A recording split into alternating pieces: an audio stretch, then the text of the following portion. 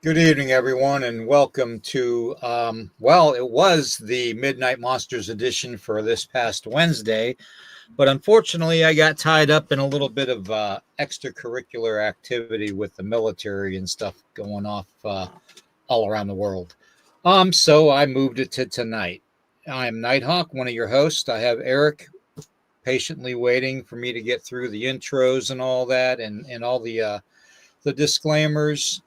Tonight's topics, we're going to start with the Snallygaster, the Jersey Devil, and we're going to end with the Goatman. Okay. And it's going to be a good one.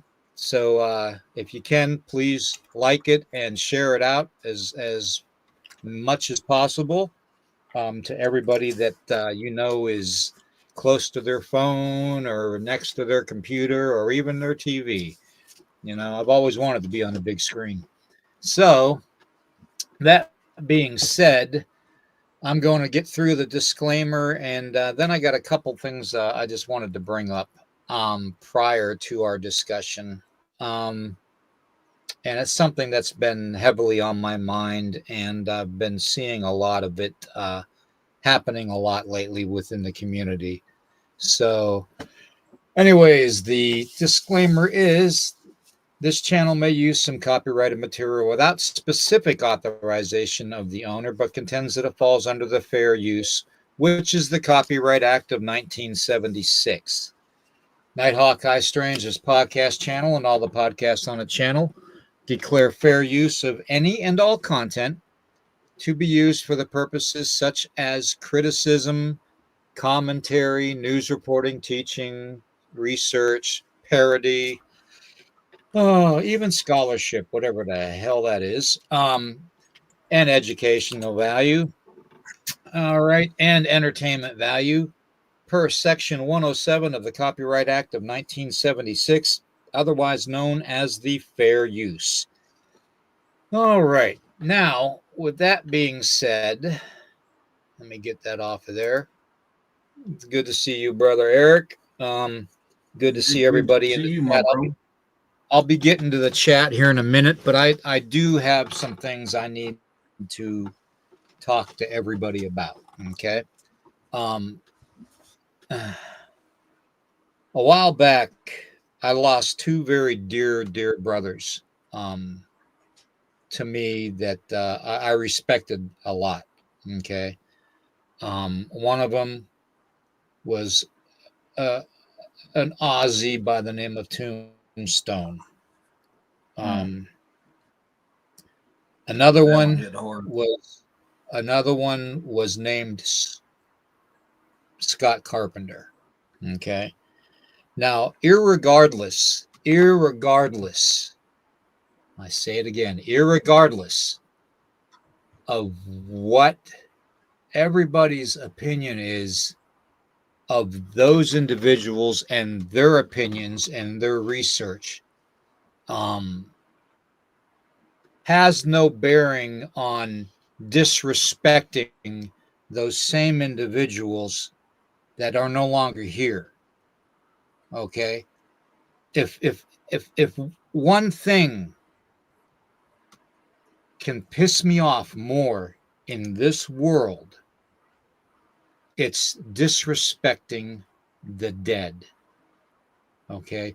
It's disrespecting anybody that's living, first off. But if you're going to disrespect somebody that's deceased, then I don't want any part of you. Okay. We are all here to work together. Yes, there are the occasional trolls and rhinos that get in and try to mess with things. Okay.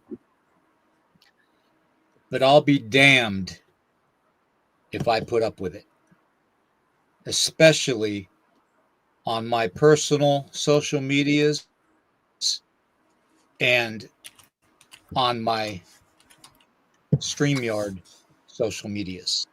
Okay. This channel, we respect everybody's opinion. I've said that from day one. I say it every freaking week. Nobody's an expert. Okay? Because nobody is. The only expert in this world and all the other parallel worlds is the creator. And that's the truth, whether you believe it or not. Okay? So I've never claimed myself to be an expert. Eric doesn't claim to be an expert. You know, my little brother Ryan Paul Tremblay doesn't claim to be an expert. Dave and Melissa Lester, who are in the chat, don't claim to be an expert. Okay. Daniel Benoit, my brother, my ECBRO brother. I just got, off of his chat on his radio channel. And by the way, it was an exceptionally good show. And I'm very proud of everybody that was involved in that. That was a great accomplishment to pull that off. Okay. Um, but one thing we've got to realize is, like I've always said from the beginning, when we put our feet down on the floor in the morning till we put our feet down on the floor before we go to bed, we need to treat each other the way we want to be treated, whether we're here physically or not. Okay. I will not tolerate disrespecting anybody's opinion or theories because you don't agree with their opinions and theories. No matter whether it's woo or whether it's flesh and blood, it doesn't matter to me. There are no experts in this field. In the field of cryptid studies, in the field of paranormal, in the field of supernatural. The only one that knows everything about the supernatural and everything that's been created is the creator. And I say that to you as respectfully as I can, because when I read what I read concerning my brothers Scott Carpenter and Tombstone, it really pissed me off. And it takes a lot to get me going, and it takes a hell of a lot to calm me down. So I'm this close to refraining from doing any more with this community. Not the people in the chat, okay? I know the people in the chat are extraordinary. They're our family. They're weirdo warriors through and through. But the outside agitators that come in and make those snide comments about something they don't know their ass from a hole in the ground about is getting to me too much. And it goes to say that there were a couple people also that I noticed this past week that made comments about Native Americans and their beliefs on Bigfoot and Dogman and this and that. And I see all these damn pictures that are floating around about a Wendigo. How many hundreds of thousands of times do I have to tell non-indigenous people that the Wendigo is not a cryptid creature? Okay? It's not. It is a possession of an evil spirit through dark arts. I practice those dark arts. I know about those dark arts.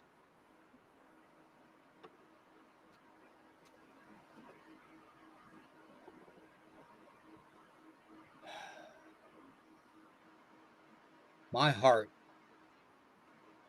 hurts so much for Scott Carpenter's family and for all of his friends that loved that man dearly, and for Tombstone too.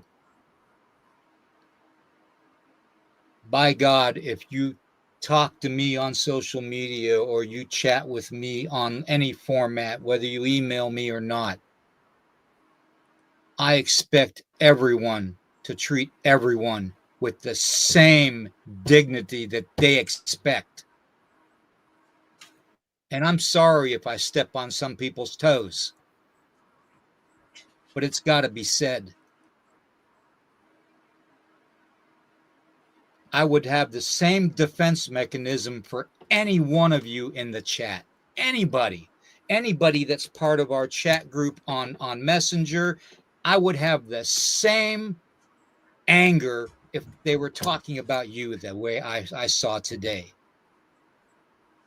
I can't have that kind of negativity. And the sooner we get rid of these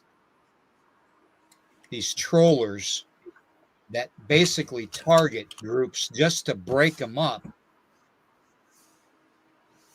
Well, one thing today was, the subject that I went off on today about with somebody was everybody has these pictures, where it's got the red circles on them. And we all know about pareidolia and, and how the mind perceives things and doesn't actually perceive it the way the eyes actually see it. It perceives it to the best of its memory banks can remember to make something equivalent to what we see. Okay, we all know about pareidolia. But I will not, and I say this out of the most sincere love and respect for everybody, I will not be the type of person or individual to degrade somebody because I think that they're seeing things in shadow forms of trees and leaves and branches and stuff because they have no idea, because they're new to this type of an experience. Okay. I was lucky enough and not lucky enough to grow up in the dark arts and around all this stuff. Okay. But that doesn't make me the expert. That doesn't make me any better than a newbie coming up with only 1 day's worth of experience, and that's when they had their encounter in the woods. That doesn't make me any better than they are. That just makes me personally more knowledgeable on my own interactions with the paranormal, with the cryptid, with the supernatural. Okay? It doesn't make me better than they are. It makes me their mentor. It makes me someone to guide them and not scold them. Okay? For what they believe. We need to stop that. Okay? That's my 15-minute rant for today. I'm sorry if it pisses some people off. I'm sorry, but you know what? I don't speak ill of the dead. I don't speak ill of the living. Okay? I respect everybody's opinion and theories, and I expect the same. Why shouldn't I be allowed to expect the same?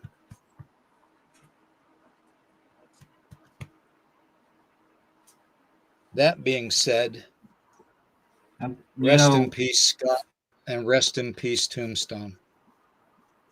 I didn't know Scott, but I knew Tombs.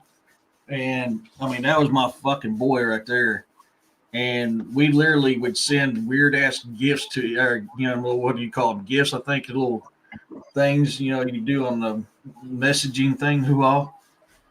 Right. And I literally got one from him 30 minutes before what happened. Yeah, me too. Devastated when I fucking found out, dude. I mean, that was that. Yep. Dude, I was fixing to go to Australia to see him. I was saving up money to go to Australia to see him because we was going to check out some. Well, Tracy took a picture that he gave us of his dog, his little dog that he had, which reminds me of Snow, but just a darker color, and did a beautiful wood burning on a piece of wood, and we sent it to him along with several other things, that we wanted him to have. And, I remember that. I remember sending that package off and, thinking, oh my God, this is going to cost me an arm and a leg, to send to Australia, and it was just, Mm-hmm. a big brown envelope full of stuff, and it was like 20 some bucks to send it, but you know what? It was worth it, even if it gave that man one moment to smile, one reason to know that people gave a shit. Mm-hmm. And the same thing with Scott. Okay. This is getting ridiculous. We are letting these outsiders get into our communities and stuff, and they are literally tearing people down and putting out disinformation and stuff, fake AI crap all the time. I see it all the time. You guys know what I'm talking about. The giants that are standing in the middle of a group of people that damn well all they did was enhance it with AI, one person. I mean, it's just, Mm-hmm. it's getting to the point where it's getting so frustrating that I just want to strangle the shit out of somebody. And, you know, I don't know how you all feel about it. I've been battling with this. You can ask Eric. Eric has talked to me privately about it, and I've been battling with this anger about this whole thing for the last several days, and I can't take it anymore.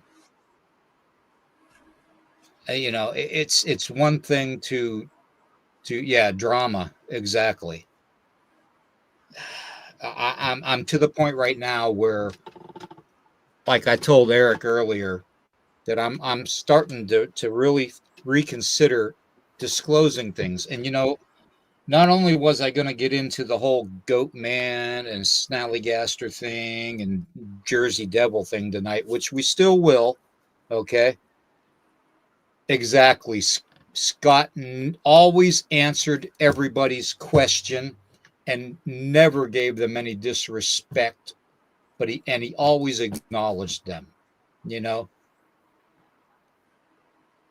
And that's all I'm saying. We expect everybody to treat everybody that way. Okay. I've had uh, I've had the pleasure of meeting several very, very outstanding people, and several of them are in the chat tonight. In fact, all of them that are in the chat are part of that. And I've had the pleasure to talk to people online and stuff, and through Messenger, and email, and it's just, we have this outstanding community. We Mm-hmm. do. But all it takes is one or two agitators to just tear it up. Okay.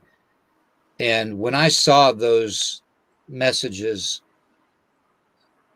about two brothers that are no longer with me or anybody anymore, including their family, it tore me up. I as a military vet, I don't leave any man behind. And I will not tolerate having dear brothers that I adored and revered treated like that and disrespected Yeah. in that way. And I think we all need to work together to get a grip on these people. It's like how they attack us in the chats and stuff when we go live, like we are now. Um, it makes it so difficult to want to share things with everybody. It really does. Well, And and that's I've where got we got things to look I've got past things that. I haven't I've got things I haven't even disclosed. I haven't begun to disclose anymore. I probably disclosed about 10 to 15% of what I've experienced as far as dealing with the paranormal, the supernatural, and the cryptid. And some of you that follow me on social media and friends with me on social media have been noticing my post about certain things. It's almost like I'm trying to crypt it, make it cryptic type of a format to kind of divulge things without actually divulging things. Okay.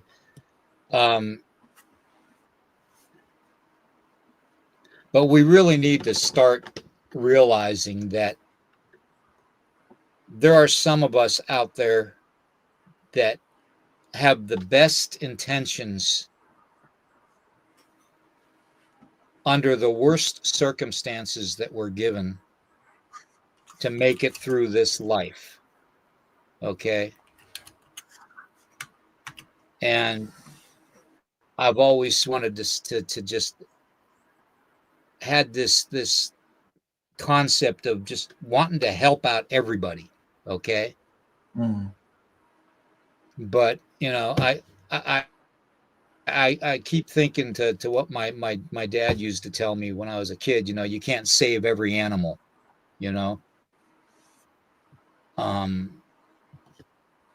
I guess you can't save every human. I guess there's just some humans out there that are going to be so hateful and so disrespectful to even the dead that they think that they're in a better place. Well, wait till they meet their maker. They ain't going to be in a better place. I'm telling you. I'm telling you right now. If you think you are, you're a bigger fool than I was. So that's it for that. I don't know if you want to add anything to that, Eric. Go ahead. We kind of have to stick together and stick to our game against people like that. We can't let them run us out because we know certain alphabet agencies purposely put people in to run us out by doing this shit. So that's where we got to stick to our guns, hold the shield wall, and say, bring it till, honor or Valhalla. Either way, well, man. It's not chasing me out. It's not chasing me out. What it's doing is it's pissing me off. And it's making me want to revert back to what I was. And what I was not nice by any ways and means. There's people out there that can tell you I terrorized them. Yeah. I mean, you don't understand the kind of forces we're dealing with. Okay. Nobody except those that have practiced the dark arts, that have worked with the dark native medicines and all that, and the ceremonies, the Walker ceremonies, and the evil possessions and stuff. What? I can't even explain it in words, you guys. And brother, I mean, people don't understand how quick that can get to you. The other day on Jessica's show, I was kind of talking what it was like when I got into that mindset. I always called it my blackout berserker rage, and I was sitting there talking about it and the feelings coming there, and all of a sudden I started feeling myself. I felt that tingling. That's why I had to pause, because I was like, whoa. This ain't Beast needs to stay in the cage, man. Beast needs to, but it'll come on that easy. It is so easy to trigger that side of somebody, and people don't understand that. I want to first off, tonight, I want to show you guys. See, one thing that everybody needs to understand, Jason, good to see you, man. I'm glad you're here. One thing everybody needs to understand is the difference between magic with a C and magic with a K. Okay. Magic with a K is the magic that basically I used to do. Okay. When I was growing up and being taught the dark arts of the native way. Okay. It's the cursing ceremonies I used to do, the possession ceremonies I used to perform, like the Walker ceremonies. Okay. It's those kind of ceremonies, okay? There's no way I can describe the effects of that to you guys, okay? Unless you've been through it yourself. So when I see when I see these pictures of alleged skinwalkers and alleged wendigos, with the deer skulls and the 9 foot tall, looking like a deer, with hooves.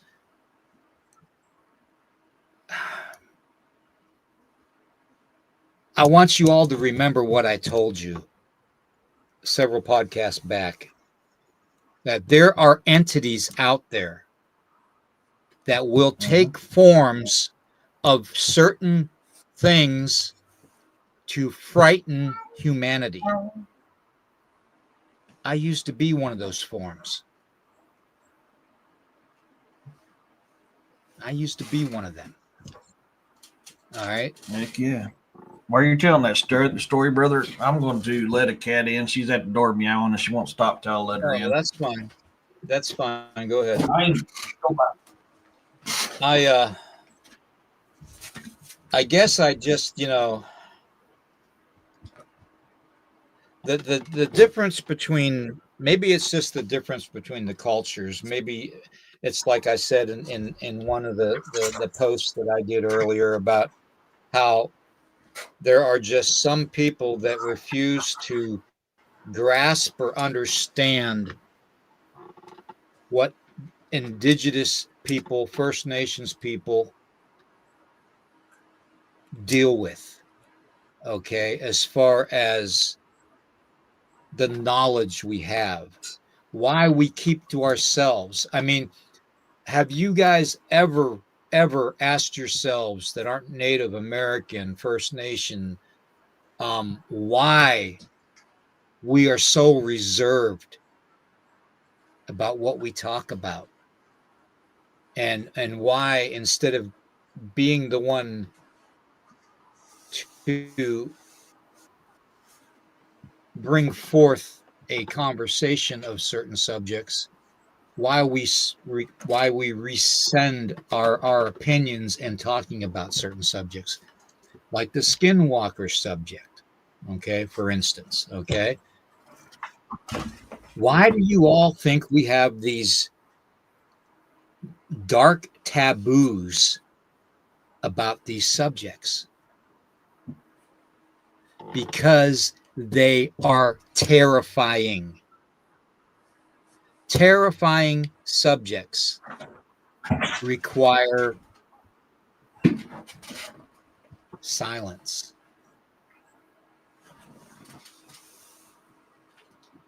The Goatman, perfect example. We'll talk about the Goatman to begin with. Majority of the Goatman sightings were around the Maryland area and Kentucky. For the longest time, they were spotted around. There was this place up in Maryland years and years ago where young people would go and they would park and, they would make out and be all lovey-dovey and, and there would be reports of these young people taking off in their vehicles out of there like a bat out of hell because of some giant goat man creature attacking their vehicles and terrorizing them. Okay. Now, this same cryptid creature left hoof marks, okay, about the size of a good sized quarter horse hoof mark, okay, in the soft dirt, and it was pretty deep. So apparently this thing weighed probably somewhere around 600 pounds. It wasn't reported to have red glowing eyes. Okay. It was reported to have green, yellow, or even like a bluish tint to the eyes. Okay, like a I can't even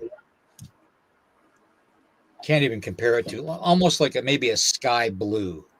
Okay, tint to the eyes. Um, but at the same time, there are reports of Goatman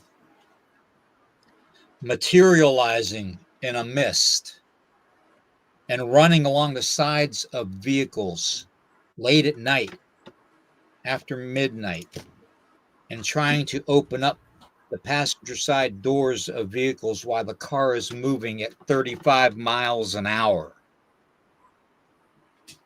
with red glowing eyes. That is the supernatural aspect of things. That's the dark magic with a K of things. Okay? That's not the flesh and blood.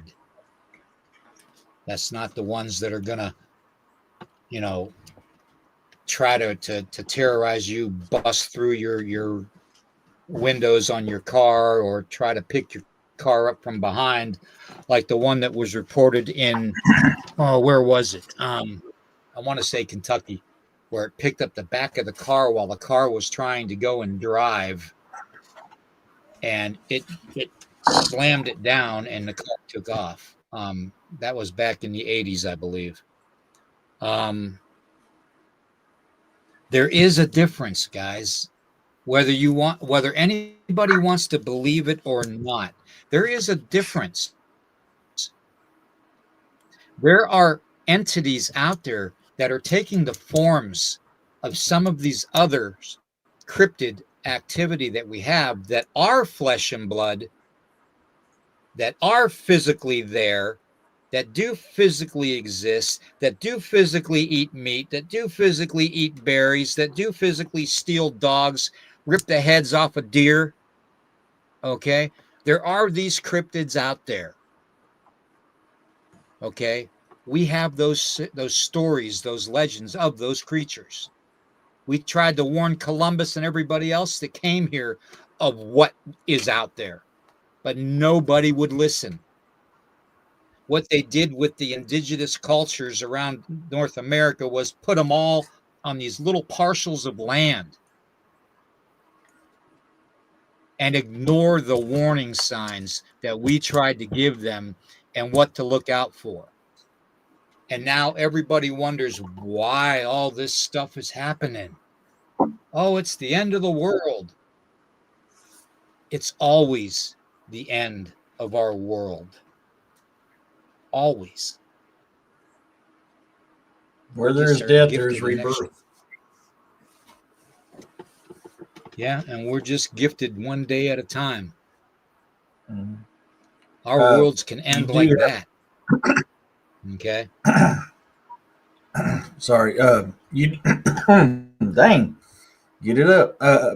You do have a question here. Sovereign wants to know, what is the Deer Society?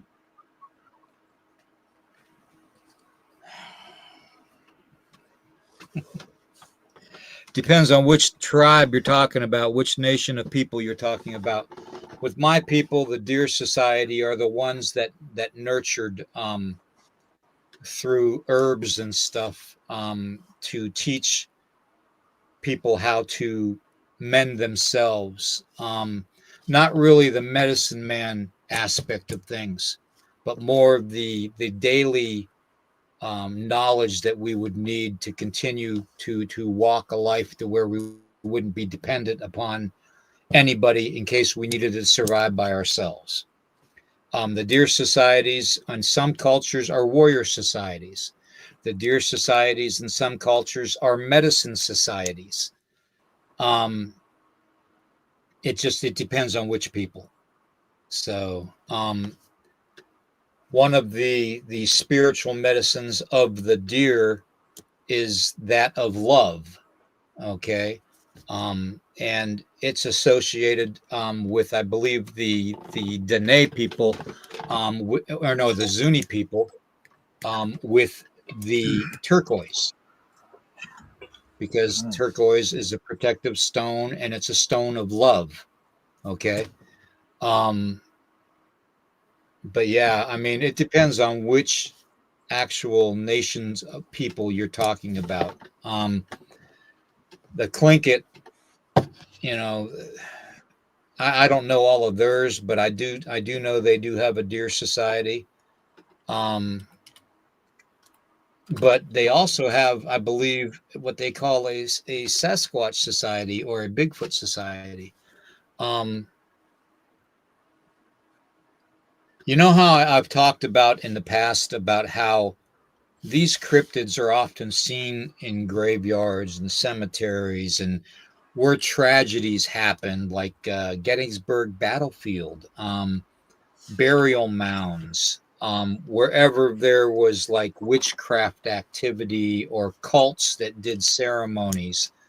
Um, these are attracting factors to these cryptid entities. Um, for them, it's an attraction that, like, they can feel the vibration, they can sense the energy. Okay. Um, you all have this theory about how Bigfoot and some of these other cryptids, that are flesh and blood, can see infrared. Well, did you know that the native people knew that those beings could see on every spectrum? We didn't have a word for it, so we called it spirit. We called it something from the creator. Okay. We had other terms for these specific gifts that these cryptid creatures had. Okay. Whether it was the ability to camouflage itself right away to where you couldn't see it, whether it looked like it was there 1 minute and gone the next. I've spoken hundreds of times about how these cryptid creatures have learned from the indigenous cultures just as much as the indigenous cultures have learned from them. Okay. You're very right, Urso. You're very right. Death energy. You're right. Can the magic creatures hurt you physically? Yes, Carl, they can.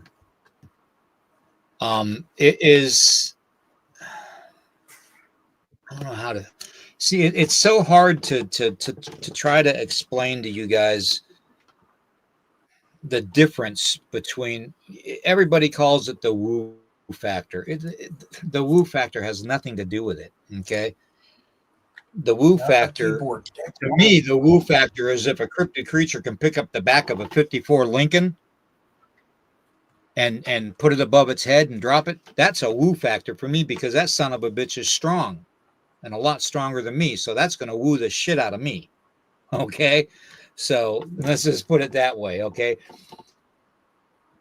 The spiritual aspect of these things, these entities, these supernatural entities that are taking the forms of some of these cryptid creatures. Dennis and I used to tell everybody all the time, the one way you can discern the difference between the two, being supernatural and being flesh and blood, is the red eyes. Okay.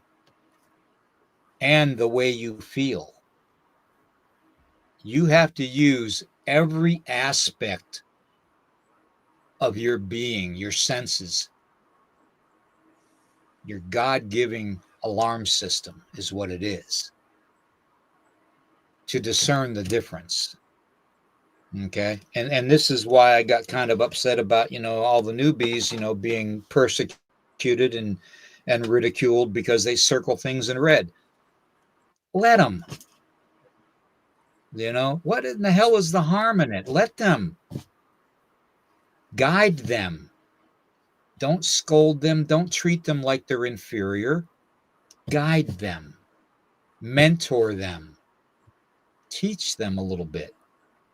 Give them your advice. but don't scold them. Don't make fun of them. Don't ridicule them.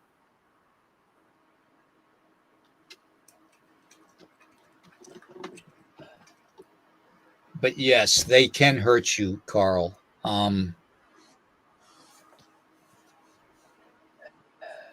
There are things like the Goatman that we have no idea how to handle. Okay. I'm talking us as humanity as a whole. Most of humanity won't even acknowledge something like this. But I guarantee when something like that standing over them and standing 6 feet above the hood of their car, they're going to acknowledge it.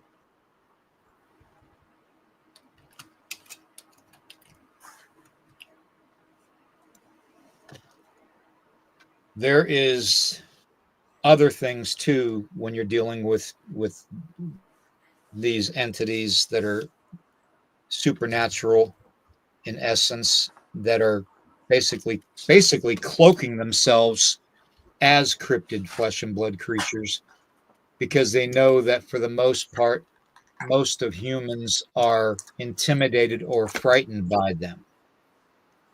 Okay.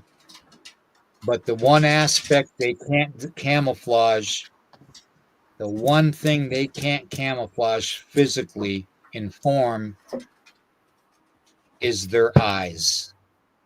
Their eyes are a window.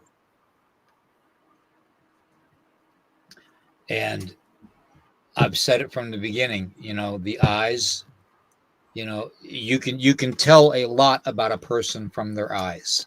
Okay. Hence all the reptilian videos out there of people's eyes changing. Which is a whole nother story, by the way.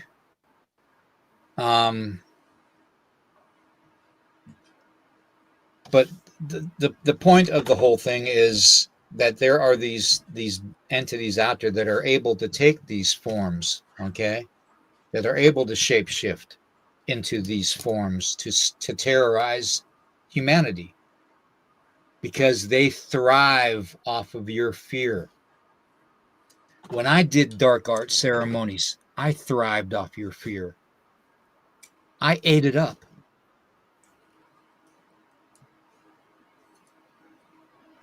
I just, I can't tell you enough to prepare you for what's ahead. Jersey Devil. Let's go there. Jersey Devil. Sure looks like a devil to me. Sure looks like a dragon to me too. Sure could be misinterpreted as a gargoyle, could be misinterpreted as a dragon, could be misinterpreted as a demon. Okay. Which is what old Mother Leeds wanted. Okay. Exactly, Sovereign. Exactly.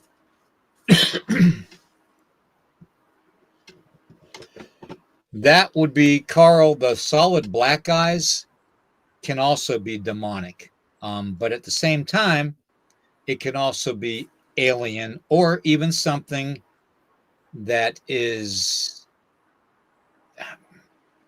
see, not all possessions are evil. Not all possessions are dark and demonic. Okay. There are instances out there where supernatural beings known as angels, when they come into our bodies, our eyes will turn black, or our eyes will turn solid white. It depends. Okay. And the reason I say that it depends is because you know, a lot of times, a lot of people forget that in the Bible, when it talks about angels and it talks about the fallen angels and stuff, there's really not much of a discerned difference between the two, the fallen or the angels that are still there and protecting God's throne. Um, and the reason I say that is because it's just like us.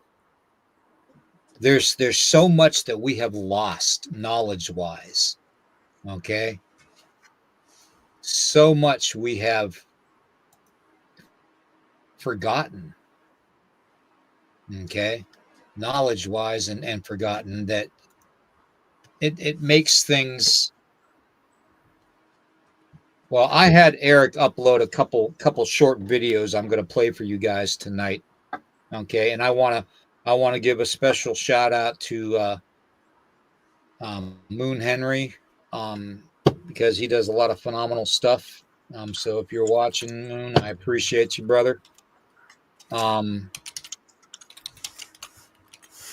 But there are so many things out there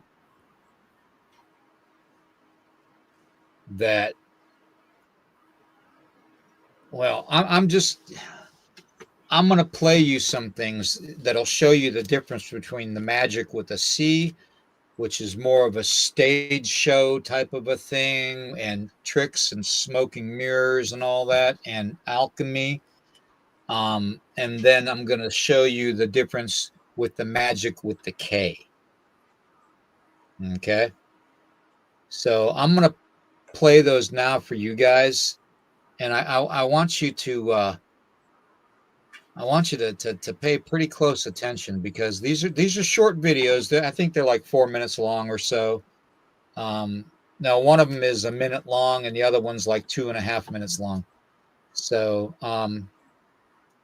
anyways, I'm going to play them. Okay, here we go. The difference between magic with a C and magic with a K. Put your finger up like this. Put your finger up like this. Come together. Stay right here. Good. Put your hands in your lap. Close your eyes, look straight ahead. And I want you to imagine, Kai, you're looking into a mirror. And as you look into the mirror, you don't see yourself, you see Sexy looking back at you. Now, Sexy, you can keep your eyes open and look at me. Okay? And anytime you feel me touch you, you just raise your hand again. Here we go.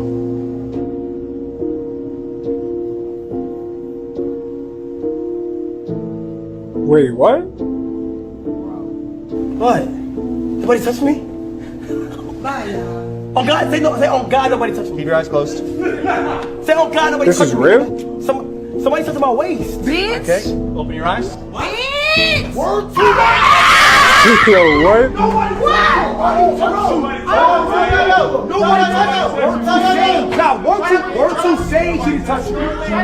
Word to my mother, word to Shanique James. Word to my mother, somebody touched me.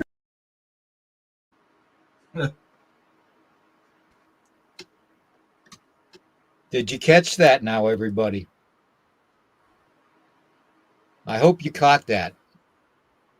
You know, the reference to the mirrors, which I've referenced quite a bit, is just like my reference to water, just like my reference to boulders.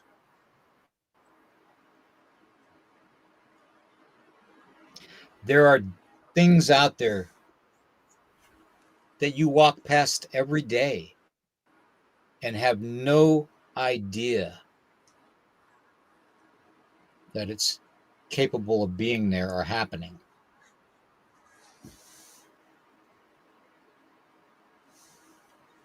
And the one thing I will say is, the closer you get to death, the closer you'll see these things, the clearer you'll see these things. Okay. And I don't want to scare anybody with that, but it's the truth. When you face what I've faced and what several people in the chat have faced with diseases and being told you shouldn't be here, you should have died 5 years ago. That just means that I've fought the angel of death for 5 years.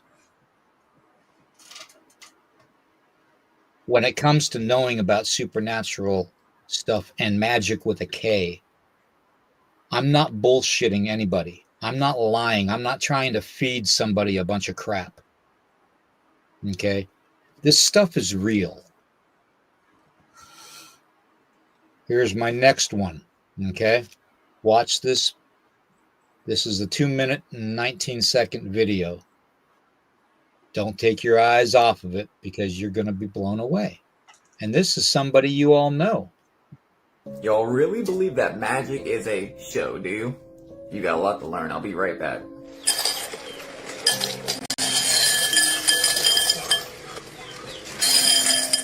He's eating real nails.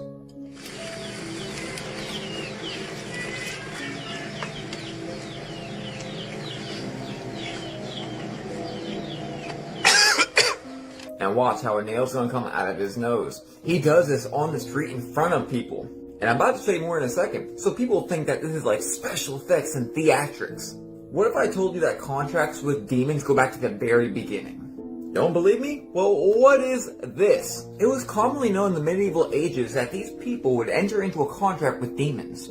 The demons would then agree to be their slave as long as they live. But the catch is, when they inevitably die, and they will, the magician himself becomes slave to the very demon he made a contract with, making the demon their master. Eternally, forever. There are even many books on the subject. And this magic, spelled with a K, goes really deep, to even forfeiting your human soul to the demon of your choice for some kind of power. But you can't lose your soul. If you go to the grave serving demons, theoretically it's already gone. Not to mention the immense blasphemy you have to enter into. You didn't know there are people on this earth with actual powers. They don't really belong to them, though. They belong to the demons. It's funny to me Christians don't believe that, considering that King Solomon built the second temple by the power of demons. Let me show you some more witchcraft that's right in the open. Shake it, okay? Shake, much more, shake. Shake it. Stop. Open the can. What? That's Nothing. slower, right? Because now CO2 is in my hand. Watch. 1, 2, 3, go. What? Stop being ignorant. They show you what they do. The word right behind me is a word for intimacy. Intimacy magicians. Y'all don't remember that Red Hot Chili Pepper album? The way that our society moves is in tune with magic, even if you don't know they're doing it. They even do it to birth certain people. We'll get into that tomorrow. If you're on Facebook, you can use that follow on button and turn on notifications so you'll know when I post. But it's a big one.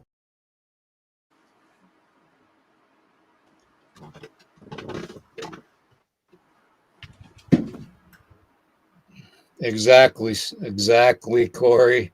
You got it. Look at the eyes. Look at the windows. Look at the mirrors. That's all your eyes are your windows and your mirrors. What's that old saying? The eyes are just a window to the soul. Exactly. If we have this type of magic that we can perform with the help of a evil entity, and trust me, you can. I don't recommend it. I don't recommend it at all, because even if you somehow manage to break that separation from the evil demonic possession that's giving you that power, and believe me, your hunger for the power doesn't end. That's the bad thing. You want to know the Wendigo? Just look at the legend. Look at the actual stories of the hunger. How it was so hungry and ravaged for flesh that it ate its own lips. Its own lips. Okay? There are things that connect themselves to humanity and use humanity every chance they get. Things that normal people on a, from 24/7, 365 would have no idea what they, if they saw it, they would probably shit their pants. Okay. There's so much that you are blinded from seeing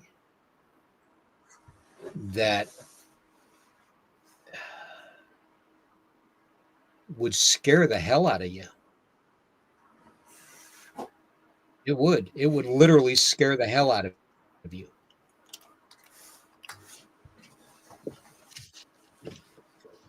Those instances that I just showed you, and that Moon Henry just talked about, those are real. Those aren't fake. Those aren't smoke and mirrors. That's not some stage show. You can't come up in.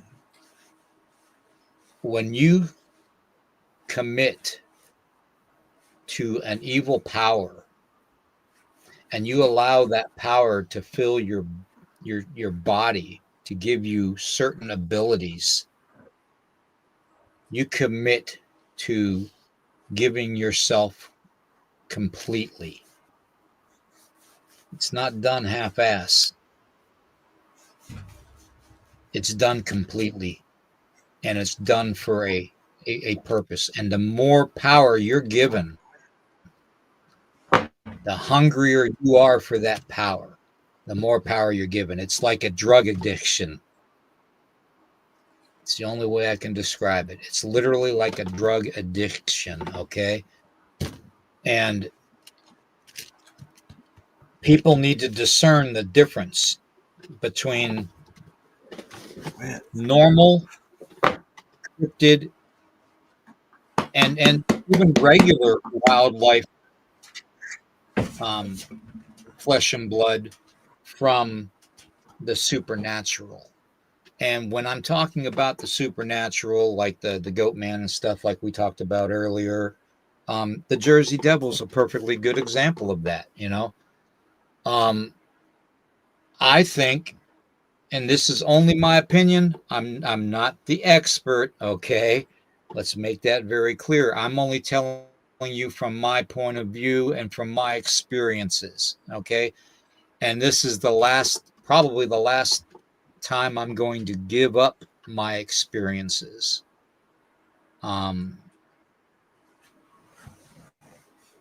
Because unless I see, a change in the community, I'm not going to want to divulge how to obtain that power, how to keep that power, how to get rid of that evil possession part of the power, how to, I'm not going to divulge what I know.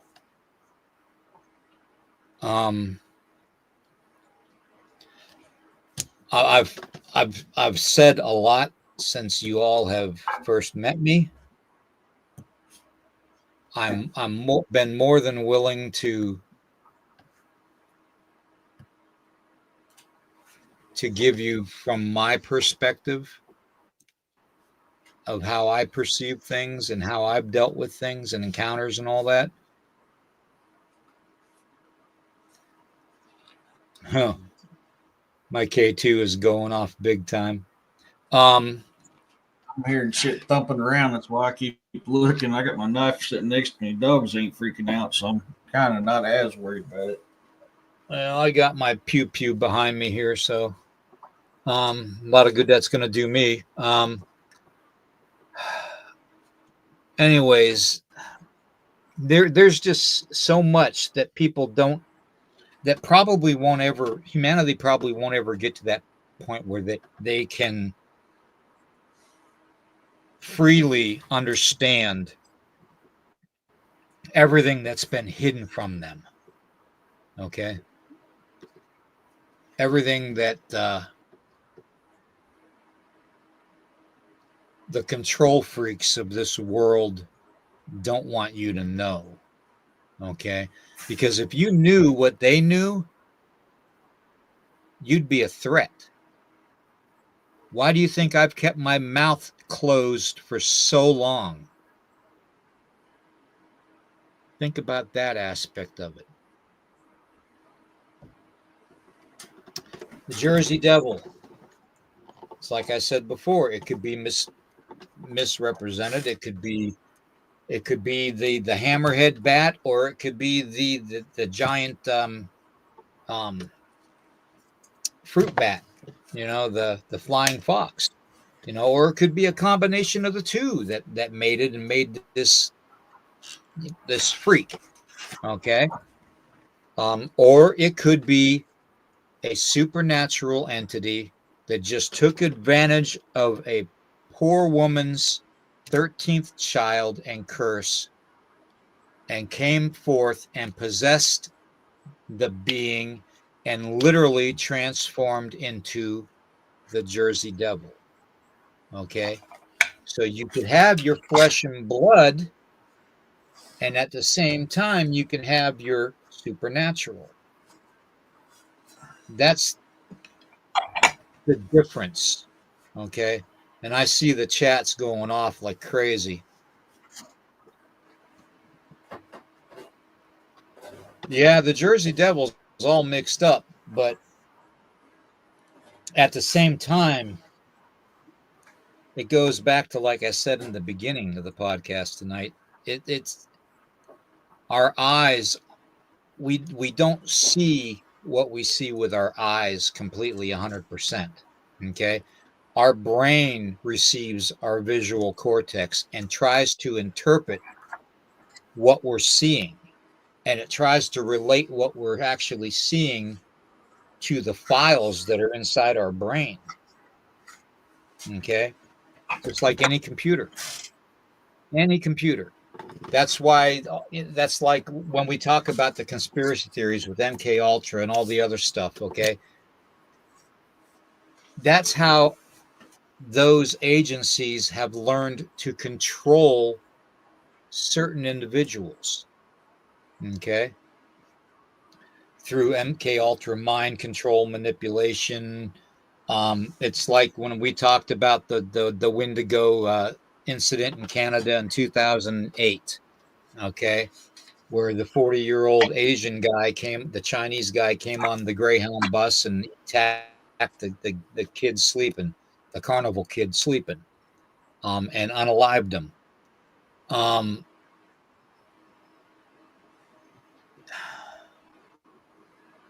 It's like when I disclosed that same Chinese person that unalived that young man on the Greyhound bus, that we all shouted, Wendigo, Wendigo, Wendigo. But nobody did their research and checked throughout that guy's history like I did, and found out that same individual, before he came to Canada, he graduated from the Wuhan Institute of Technology and Biological Sciences.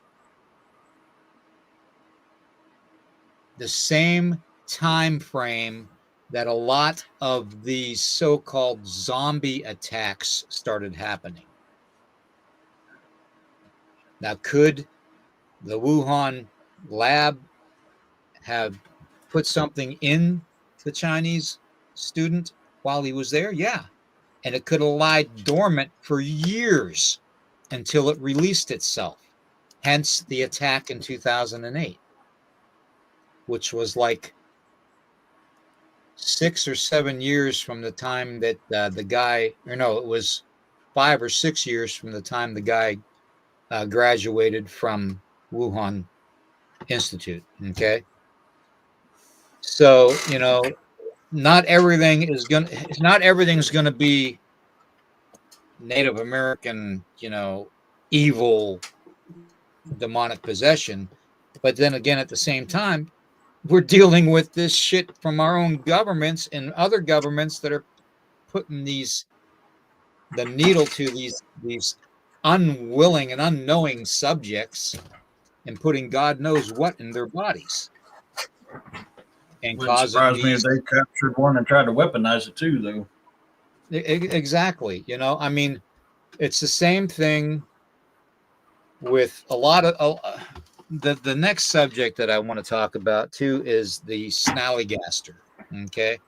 Now the snallygaster, it's quite an unusual legend. It's quite fascinating actually. Um, Unlike the Jersey Devil, okay, which looks demonic, but at the same time, I say looks like a dragon. That Or picture right there. Corey just texted me a drawing of that, what they saw that one time. His friend drew up what he saw. That looks a lot like what his friend drew. Interesting. Good. That's interesting. Mm-hmm.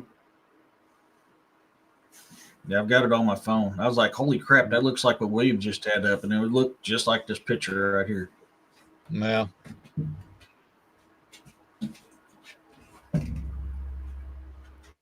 Exactly. That last comment about seeing three different heads, you know what I mean? Mm-hmm. It's yeah.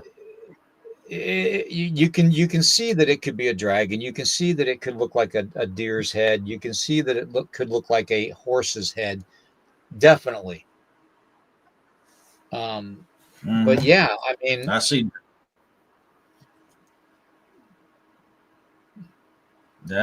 dragon. I see everything you're talking about: dragon, dog, horse. I mean, goat. I see it all. Exactly. That, and I'm not saying that these cryptids aren't flesh and blood. They are flesh and blood, but at the same time, they could also be supernatural. Okay. And for anybody to limit themselves on being able to grasp that the indigenous cultures around the world tried to warn the outsiders every time the outsiders came into their area about certain things, certain woods to stay out of, certain waters to avoid, certain cliffs and rocks to not climb. It was done for a reason. Okay. I'm going to disclose something right now that I've never disclosed to anybody. Okay. Anybody. And this is something that I know for a fact happened. There was a guy, a very well-known guy, used to be a treasure hunter. He'd be the kind of guy you'd see that goes out and he does a lot of the metal detecting and stuff, along a beach or, in the woods and stuff where there was a Civil War battle, that kind of stuff. And he had a partner. I'm not going to divulge the partner's name or his name because I know them both. One of them pretty well, and the other one, but they were somewhere. I'm not going to say the exact location, but I'll just say they were somewhere in Utah. Okay, and that subject's come up an awful lot with me lately, and you'll understand why when I tell you. He was out in Utah with his partner, and he was doing metal detecting and stuff, and just checking out around boulders. Again, water, boulders, mirrors.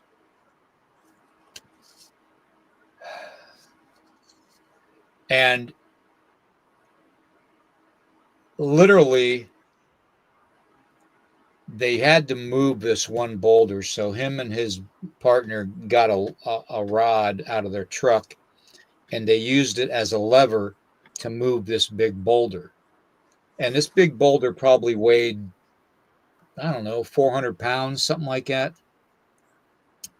And it was a roundish shape, not perfectly round like a spear, but it was roundish shape, like a stone in the water in a river, that kind of roundness. So they moved this one boulder out of the way. Beneath the boulder was a hole, a very big hole that the boulder sat on top of. This hole was like a tunnel going down into the ground. Okay. Now, it went down probably about 100 feet until it got to the bottom. And in the bottom was an opening, like a cave. Okay, with a high ceiling and all that. It was like maybe a 20-foot high ceiling, something you would have to literally have a ladder to reach, an extension ladder, a good extension ladder. So I'm guessing probably 20, 25 feet. In that chamber, in that cavernous area, they found the remains of 12 giants. All 12 of those giants were over 15 feet tall.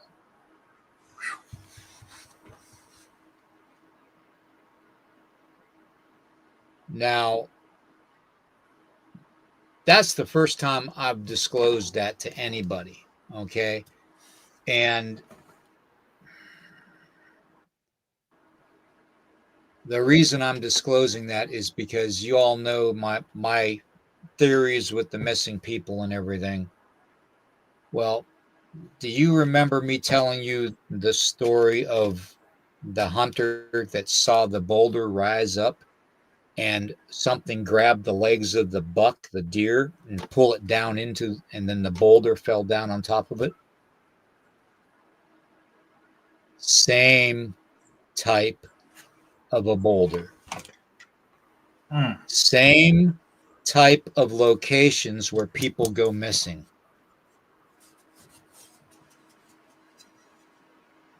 Again, we have boulders, we have water, we have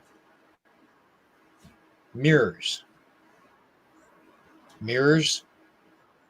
portals, eyes with your powers, whether it's dark or light, can be used to open portals if you have that ability within you. Okay. Mirrors on a moonlit night. What does water look like on a moonlit night? It looks like a mirror. You can see that moon reflecting off the water. Waters are portals. See where I'm going with this? Everything that I say, everything I try to divulge to people, I do so a little bit at a time. Because if I threw it all out there, they wouldn't believe me. Okay, and half of them probably don't, and that's fine. They'll find out. Okay. A lot of these cryptids, how do they travel? Think about that. How do a lot of these cryptids travel? They use tunnels, caverns, and waters. They'll follow power lines. They'll follow railroad tracks. All of it has to do with energy, frequency, energy, vibration. Frequency, energy, vibration. Every aspect of it. Water, a portal, water, electricity flows through it. Water is a great conductor for the paranormal activity, just like a lightning storm. What comes from a lightning storm but rain? water. So, I mean, everything is connected, whether we want to believe it or not. Everything is connected. And I'm only trying to disclose the stuff that won't get people in trouble, okay, and won't get me. How do I want to say this?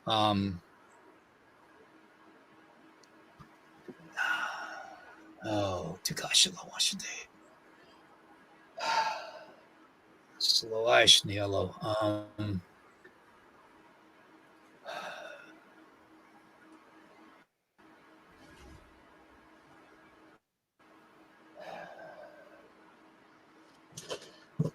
Won't get me removed. That's about the best way I can put it.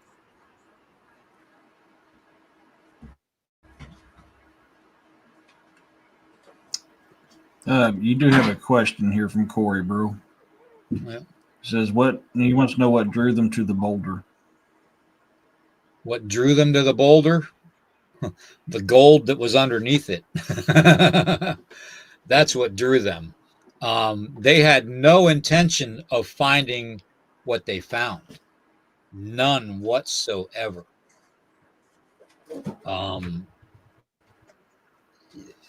They didn't talk about it for the longest time. They chose to kind of put it aside because they didn't want people to think that they were crazy, or be silenced themselves. Somebody or something doesn't want humanity to find out the truth. And God, I'm hoping I'm not getting myself in trouble by saying that.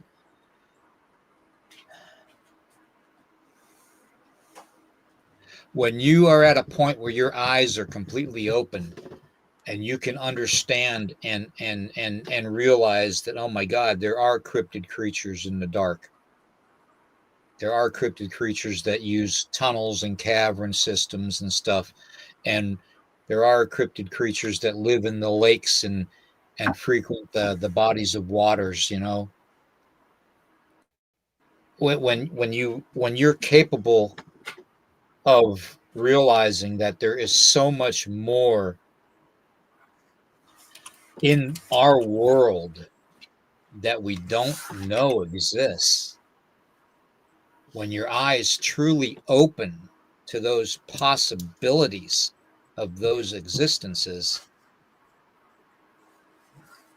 that's when you're going to start seeing more and interacting with more.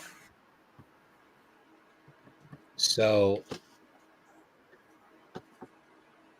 I had a question posed to me earlier today about Bigfoot. And I've been working with several people, giving them advice as best as I can and trying to guide them in certain ways. If someone ever tells you that just because you're not Native American, you don't have the right to experience or encounter any cryptid creature, they're not coming from a place where those cryptid creatures would want them to come from. Just as much as we have our evil cryptid creatures that will eat man flesh, that will rip the heads off of dogs, that will rip the heads off of deer, that will rip the heads off of humans. At the same time, we have the ones that are compassionate, are curious, are not to be feared. And trust me, you will know the difference.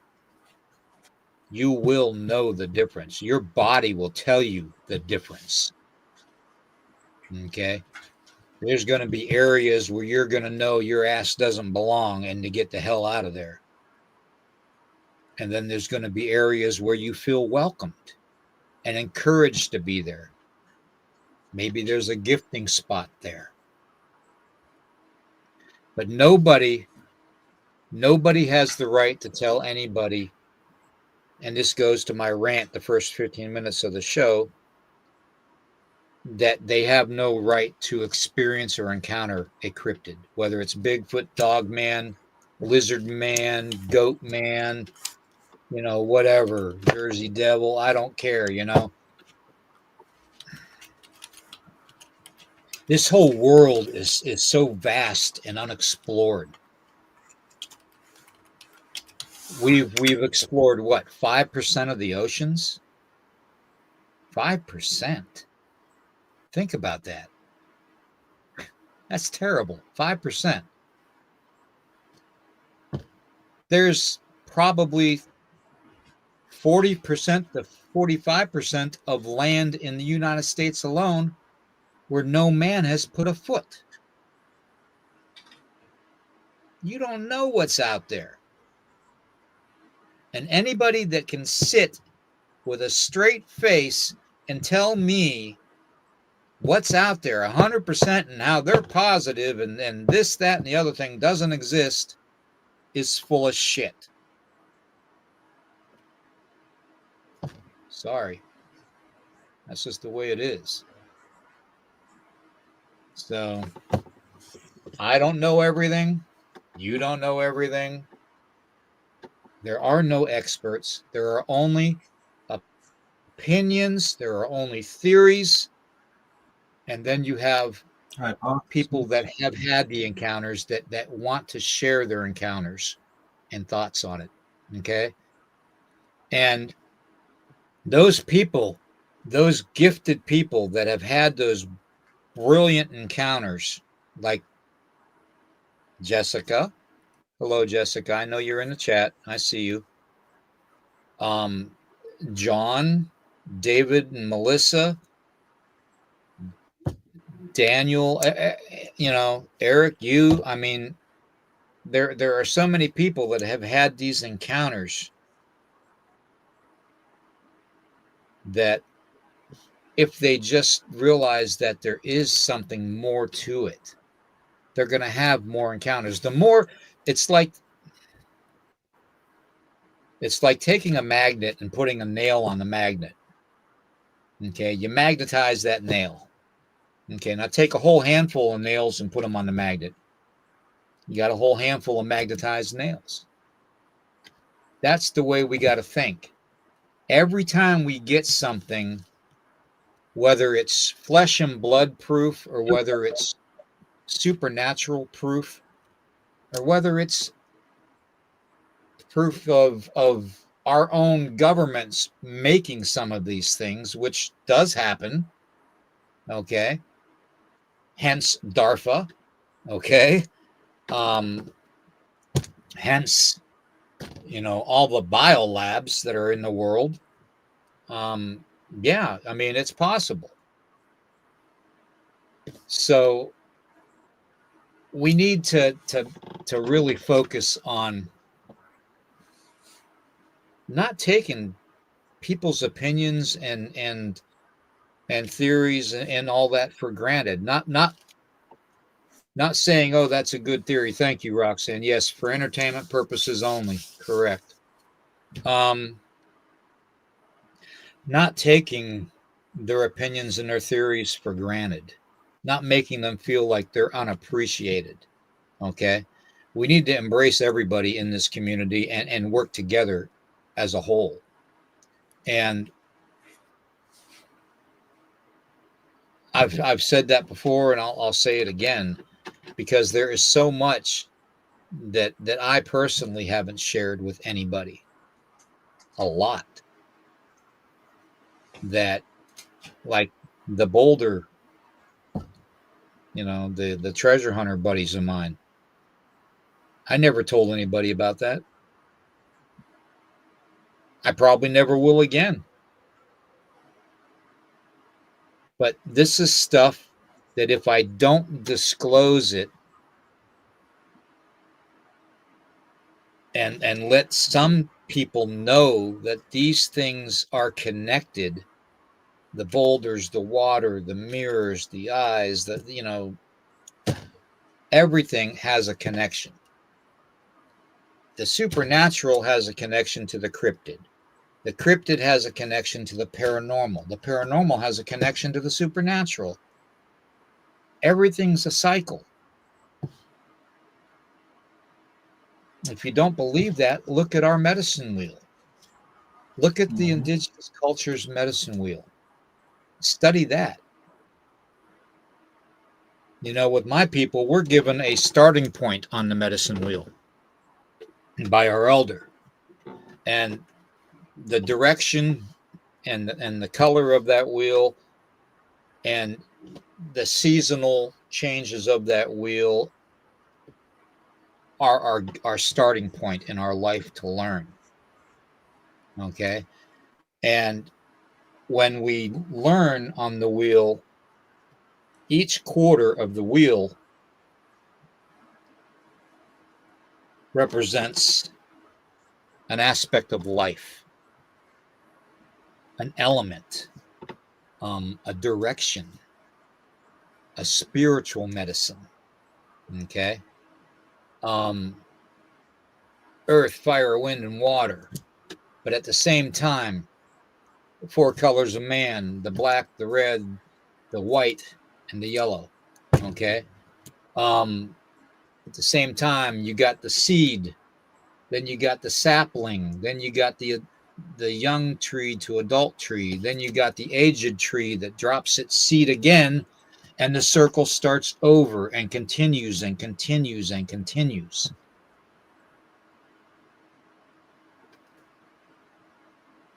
So when I say something's connected, everything that we do is connected. Very good, brother. Thank you. Appreciate You're welcome. Everything we do is connected. Our people wouldn't have this teaching if it wasn't connected. And I swear, you go to any indigenous culture around the world, and they're going to have the same principles. They're going to have the same values. They're going to have the same symbolisms practically. What do we call Corey, what do we call a animal skinned shield wrapped in buckskin, decorated with feathers and lamb's wool? We call it a mandala. What do the people in India call their painted symbols and their designs that they have that look floral? They call them a mandala. The more we learn and are willing to accept the things that we see and accept the possibilities of the things that we can't see, the more experiences we're going to have and the more we're going to develop and grow and learn and help each other out. And that's the whole purpose of this show tonight. I could come on and I could talk about how, the snallygaster is a pterodactyl, type of a creature. And, it's been said that it has, appendages like octopus tentacles coming from its large metallic looking beak and its dragon-like body. Okay. I could talk like that. There is a coincidentally a coinky-dink about them looking almost, even with the tail, it could be. Maybe it is a dinosaur. It's like I said on the one program the other night about the snallygaster.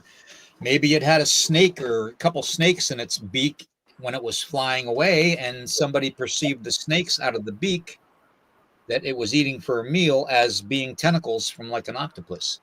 When we visualize things like the snallygaster, the first instinct is that chill going down your spine or up your spine, and the hair on the back of your neck standing up, and utter shock and fear. You know, there are stages of during the encounters that people have. And the last stage of an actual encounter is shock. It's the realization that, my God, something is real. All those old stories that were told by the old people in the Appalachian Mountains were right. Or all those stories that were told about the cryptid creatures that are in the Ozarks, were right. There's so much out there we don't know. There's so much out there that Native people, First Nation people like myself, are not going to disclose. Sure, we'll give you bits and pieces, but we won't disclose everything. We can't. We warn people all the time. Question for you. Yeah, go ahead. Yeah, he wants to know, do the colors of the medicine wheels correlate with the seasons? And they do with that, amongst other things as well, from what I understand. They also correlate with the position of the sun too. The reason we have the red in the east position is because that's where the sun rises from. The reason we have the yellow in the southern position is because that's the highest point of the sun in the sky. Okay. The reason we have the black on the western side of it, which is the west, is because that's where the sun sets. Okay. The reason we have the white on the northern position is because it represents the cold, the north, the basically like snow, purity. Okay. Wisdom, that kind of stuff, like the white buffalo. So yes, everything has a purpose on the medicine. And I was also taught like yellow for the east because that is the direction of birth. That's why you're opening your lodge faces to the east. When you go into your lodge, it's like going back into the womb. When you come out of your lodge, it's like being reborn.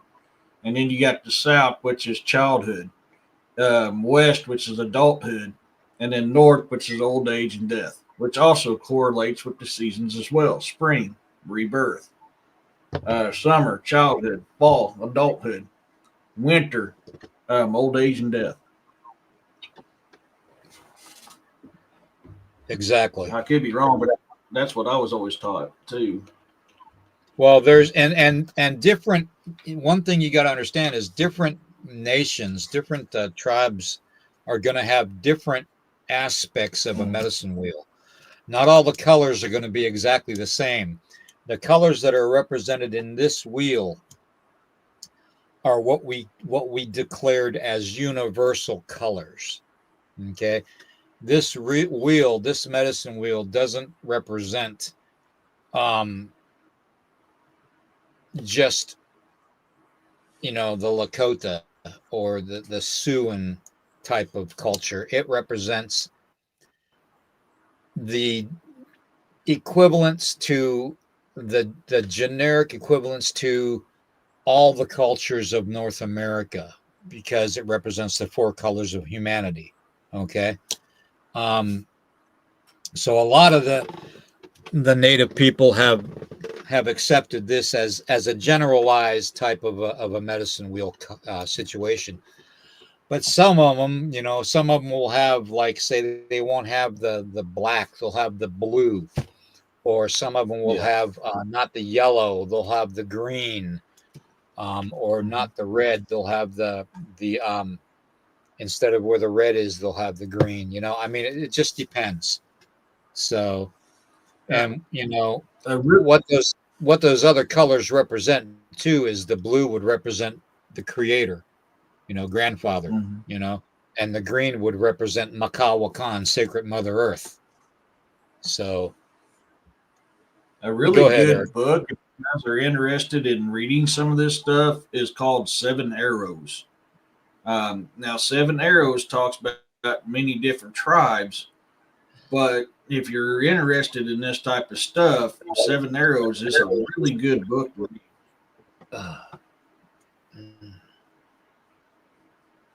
And you can get it on Amazon. I don't know, my daughter may still have it. I don't know if I got it on my bookshelf or not.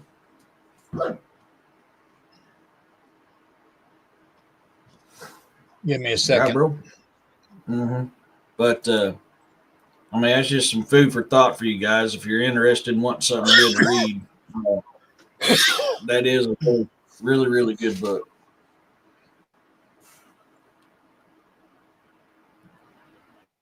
Yeah.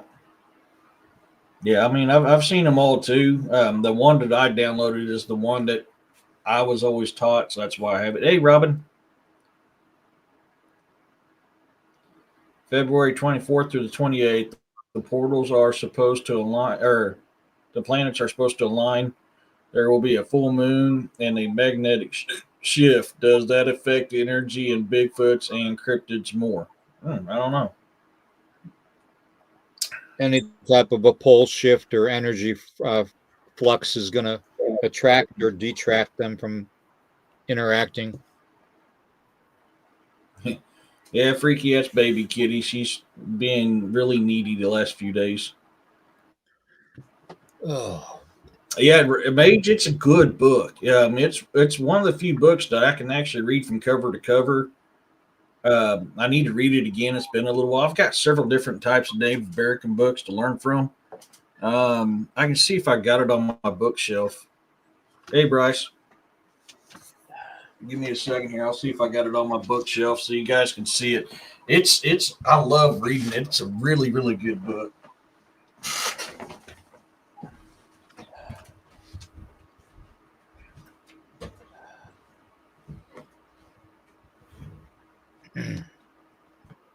sorry, everybody. I'm having a little bit of I get these air pockets in my esophagus, and it's hard to breathe, and it's hard to stay conscious, to tell you the truth. That's why I drink coffee a lot, because it's supposed to combat that. But at the same time, I'm having a lot of how should I say, acid reflux that should be under control with the medication, but it hasn't.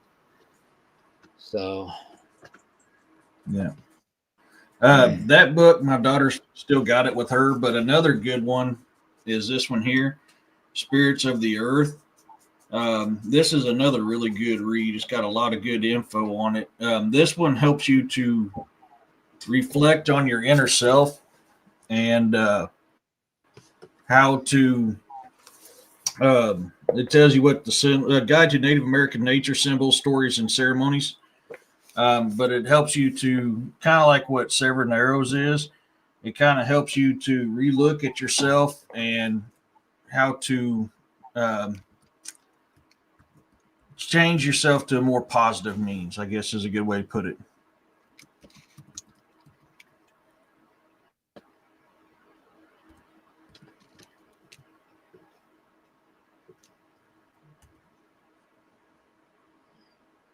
Man, my phone is going nuts over here.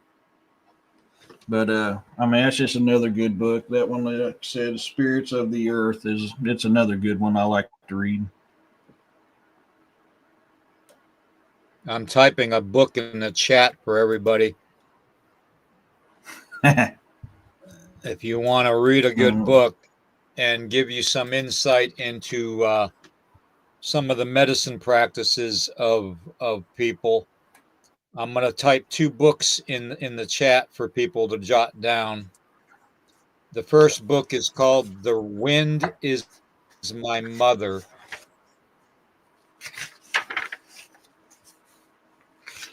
The second book is excuse me. I knew you were going to sneeze. Yeah. I'm getting the second book right now, and I'm going to show you. Oh.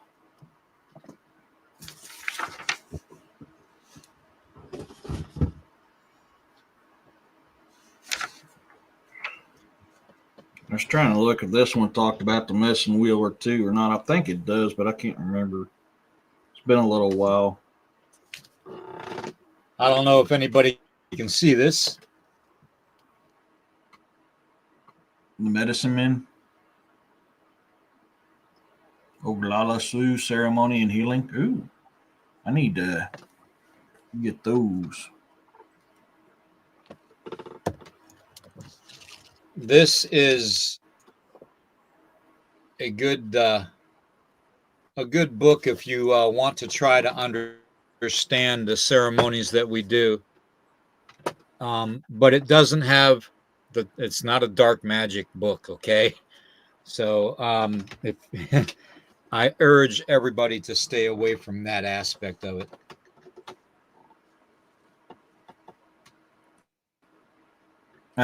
Carl wants to know, do Native Americans have any knowledge of which cryptid is against another type?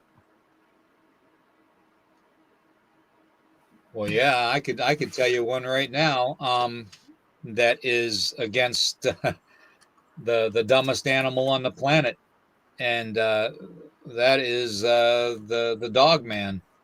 And they don't like humans. But they will not interfere with humans, only to a point. Every instance that I've had with any cryptid is more of a they try to intimidate you to make you leave, okay? And it's usually because they're trying to protect something else, whether it is a special location, their hunting grounds, all that, it could be anything. They could have one of their own there,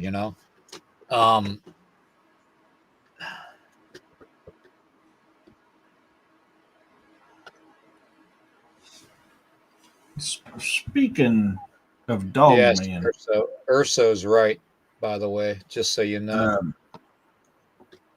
Because of the Lytherian War. Yeah. Mm-hmm. Oh yeah, with the cats and the always feuding with the reptilians. Yeah. Mm-hmm. Speaking of dog man, I know we're going to get off topic here for a little bit.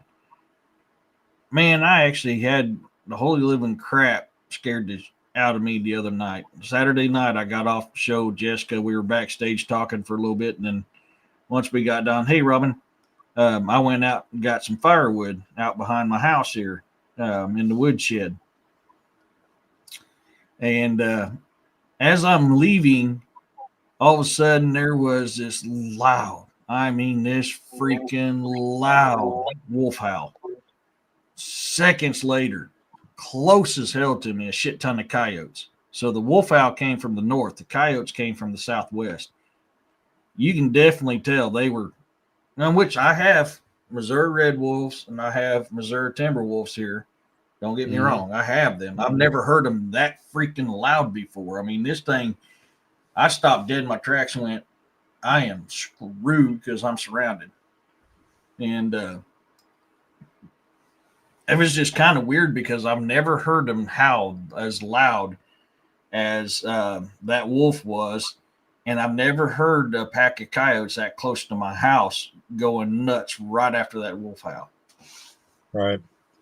Well, I mean, you're going to have your canines are gonna feud amongst themselves anyways, whether they're wild or whether they're domestic, because they're both trying to be the dominant control of that area for the prevalence of food and shelter, basically. So you have that with cryptids too.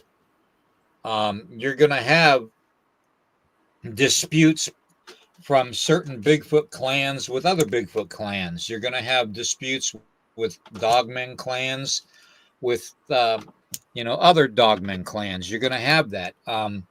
It's just, a matter of location and what they're actually fighting over, which is usually food and shelter, which is ironic because back in the old days before the Europeans came here, that's the way we lived our lives. We followed the game, okay, which makes sense why cryptids would follow game. You never overhunted your area, so you never depleted the game. You always tried to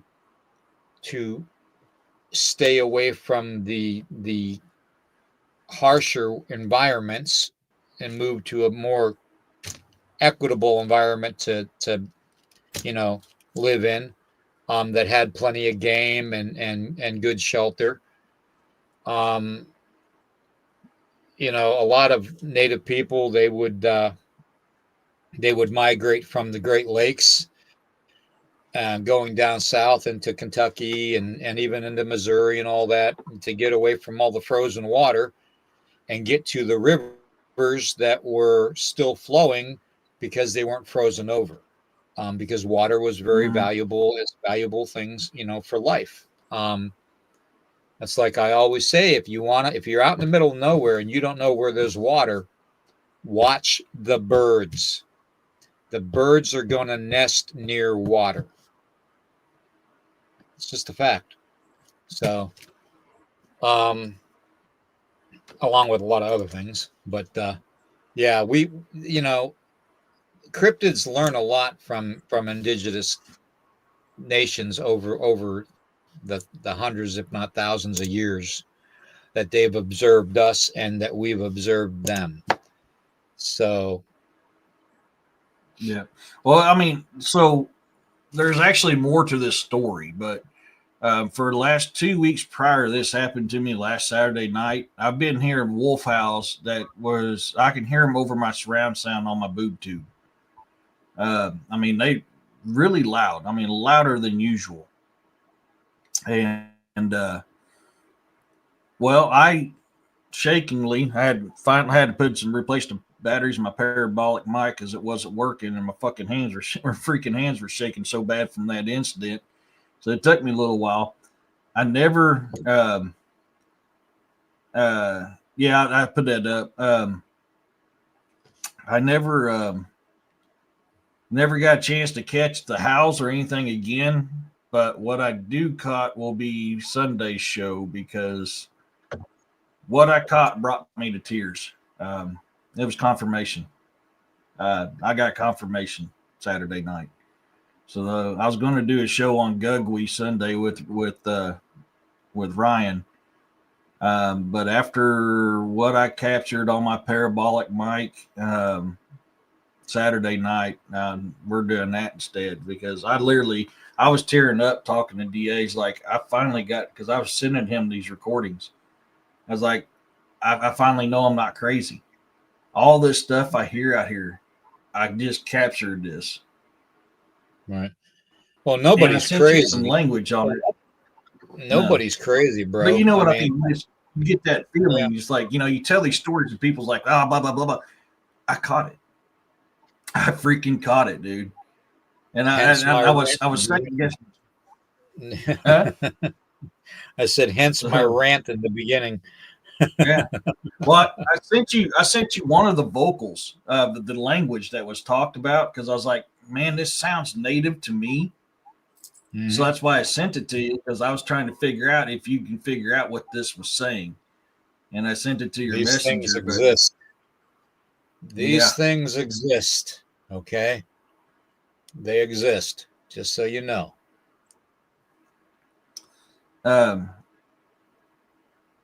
So that's that's an interesting question, Robin. Generally, most of your encounters are going to be green or yellow. And a lot of times with red, you have to be careful with red, because a predator, when it gets a light shined on it, it's going to have a red reflective to it. because it sees at night. It's a predator. Then there's an actual red glowing eyes, which is for me more demonic, supernatural. So when you see the red at night, I mean, the stress is going to play a big part in this, because when you're stressed out, your mind's going to try to fill in what it's trying to figure out. So a lot of times an actual red eye shine is going to come to you as a red eye glow, when it's not really a red eye glow, it's a red eye shine. Yeah, there's a difference. You'll spot the difference right away, because when you're talking red glowing eyes, you're talking almost like a flashlight shining at you, basically. Yeah. It's kind of like the lights that you see on like aircraft that fly in the sky. It's a real bright red shine. You can't miss it, and you can't mistake it for flashlight shine or a car headlight shine.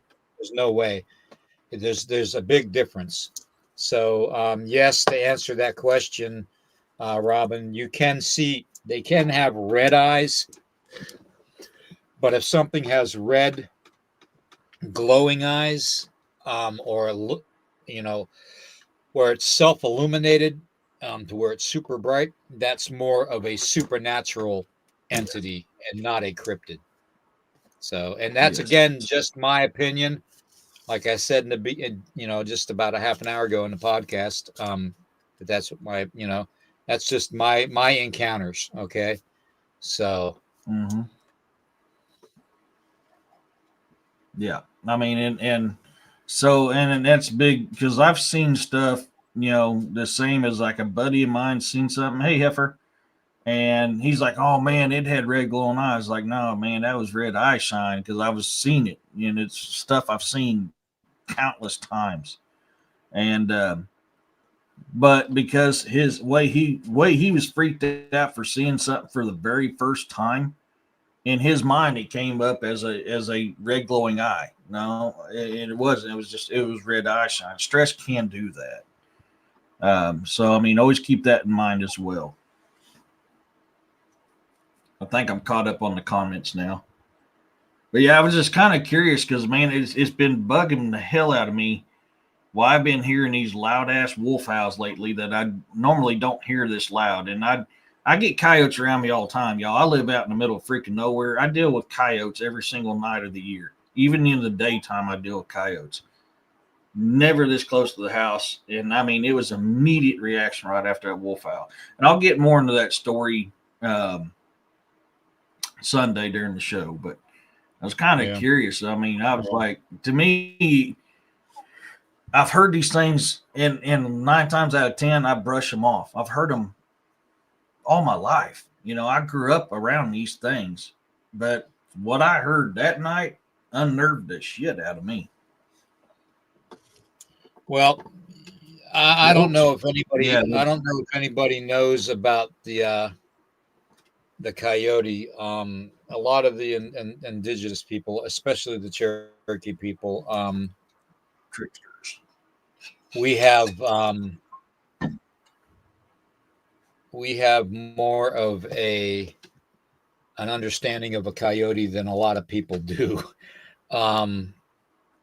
Everybody thinks coyotes, there's nothing special about a coyote, but when you have legends out there of what we call the Coyote King, and it's basically a coyote style dog man, that basically is the leader of a large pack of coyote,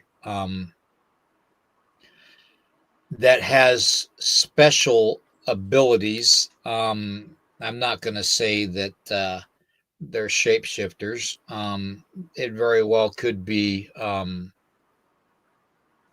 some other entity taking the form, but I don't. From the legends that I know of, coyotes aren't shapeshifters. Coyotes are tricksters. Like Corey just said, they're tricksters. And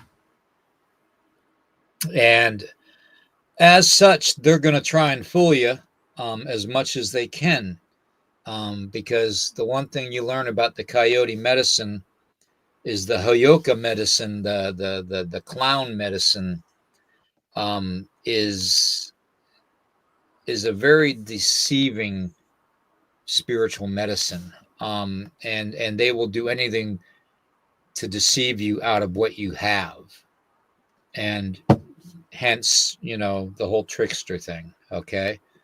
Iktomi, the spider. Yeah. Iktomi, the spider, is another one. So I mean, yeah, it is what it is.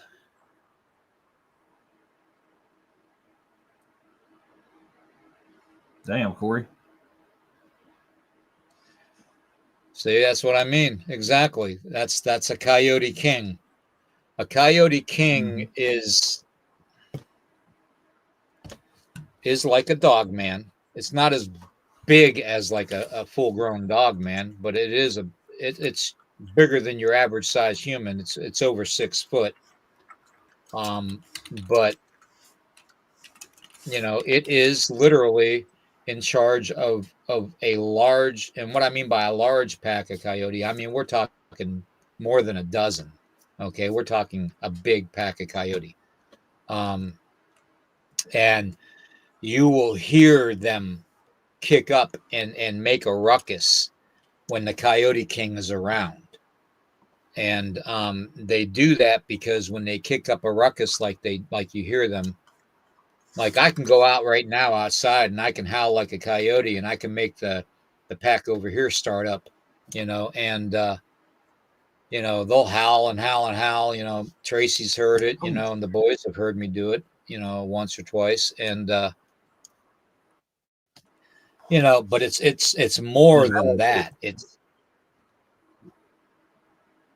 well, yeah, you would think. Shit.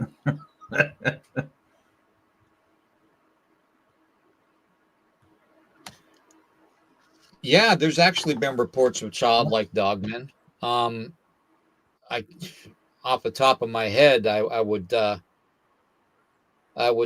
think Jeffrey Nadaldi actually had a couple of them, childlike reports. Not very many, because like any canine in the wild, it's going to keep its young close to home where it's safe and protected by another elder.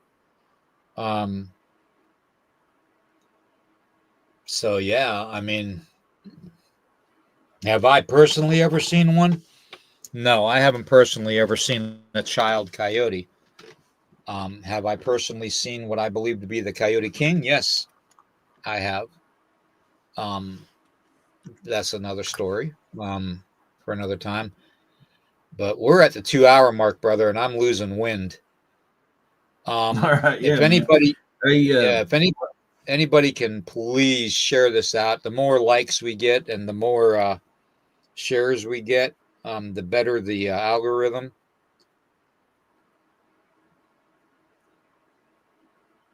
Yeah.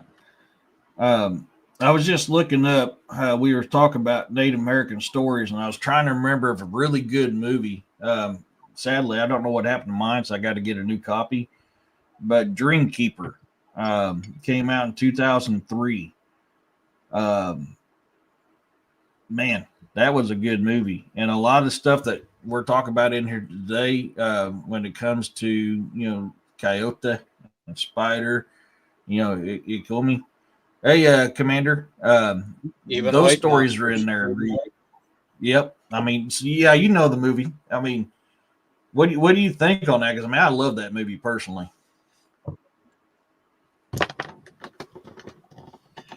It's as close to the truth as you're going to get when it comes to our people.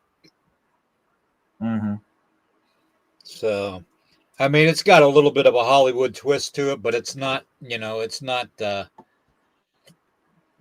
fabricated in any way. Excuse me. Now I got the air pocket and the hiccups. It was written by John Fusco and directed by Stephen Barron. Dreamkeeper is a 2003 film written by John Fusco and directed by Steven. The main plot of the film is the conflict between a Lakota elder and a storyteller named Pete Chasing Horse and his Lakota grandson, Shane Chasing Horse, is the backdrop of the movie. Right. Well, I want to thank everybody for being here in the chat. I'm undecided if we're going to have a show tomorrow morning. We probably will. Just so you know, I might not have one on Sunday. But we might continue this topic tomorrow. Okay. So go ahead and let them know what you got going on, and then we'll go ahead and close it out. Yeah. So I'll have the campfire chats with Eric and guests tomorrow. That is a safe place for you to come and share your encounters. Hey, Pyro. Then it's Sunday. Like I said, I was going to do one on Gugwe with Ryan. But after what happened to me last Saturday and all the audio evidence I caught, which is completely different than the reason why I put my parabolic mic out, and not going to lie, brought tears to me. Hey, Robin Ray. I think I'm going to do that. So we're going to go over the audio that I captured on my parabolic mic. And so that will be Sunday's show. I don't know the title of it yet, but we'll have that going on. I did finish chapter 13 and 14 of Beast of the Ozarks, First Kill.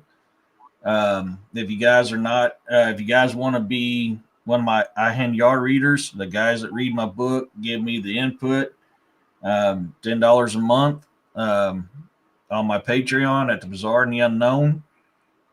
Griff is the one that brought the idea to me. Griff is the one that he's currently the only one I got right now, and he's really enjoying that book.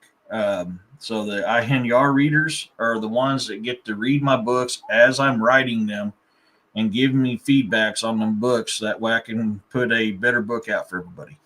So I've got that. Griff's a good guy. Griff, you're a good person, man. You're a good person. So. Yeah. So that's what I got going on, besides trying to keep my fluffy butt warm right now. I did want to talk to a couple people. I don't know if they're in the chat tonight. Have you seen Scott in the chat at all tonight? No, I haven't seen him yet. Okay. What about Girl with a Gong? I haven't seen her either. Okay, I gotta ask them guys if they got their packages already.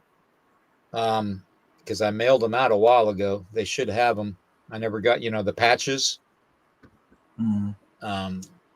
And then I gotta get a hold of Paranormal Oz because he probably should have gotten it today in the mail, being it's Australia.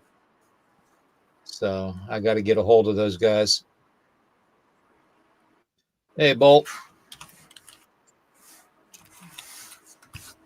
Yeah. He's fighting the Grammarly boo-boos. I am, man. Now Griff has seen firsthand what I talk about me and fighting Grammarly all the time, because Grammarly wants me to talk a certain way, and I'm like, this is not how we talk, and I'm constantly fighting Grammarly over this crap. He gets to see it firsthand now. He's talking about big packages, Carl. Not little packages. Big, massive packages. Anyways, guys.